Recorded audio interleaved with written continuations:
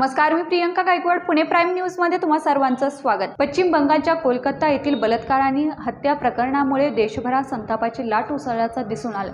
तर महाराष्ट्रातील बदलापूर येथील बाललैंगिक अत्याचाराच्या घटनेनंतर राज्य सरकारनेही शाळांसंदर्भात कडक नियमावली जारी केली आहे.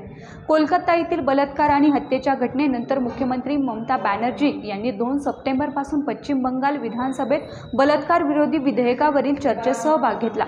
यावेळी कोलकाता प्रशिक्षणार्थी बलात्कार आणि हत्या प्रकरणात आम्ही सीबीआयकडून न्यायालयाची अपेक्षा करतो. दोषींना फाशीची शिक्षा ठोठावण्यात यावी असं ममता बॅनर्जी यांनी म्हटलं. तत्पूर्वी आज 3 सप्टेंबरला अपराजिता विधेयक म्हणजेच अँटी रेप विधेयक विधानसभेत मंजूर करण्यात आलं आहे.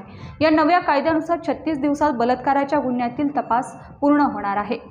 तर पीडित महिलेचा मृत्यू झाल्यास किंवा ती कोमात गेल्यास 10 दिवसात दोषींना फाशीची शिक्षा देण्याची तरतूद पश्चिम बंगालमधील अँटी रेप विधेयकात करण्यात आली आहे. त्यामुळे आता राज्यपाल महोदयांच्या स्वाक्षरीनंतर राज्यात अँटी रेप कायदा लागू होईल. या अँटी रेप बिलास अपराजिता महिला आणि बाल विधेयक 2024 असं नाव देण्यात आलं आहे.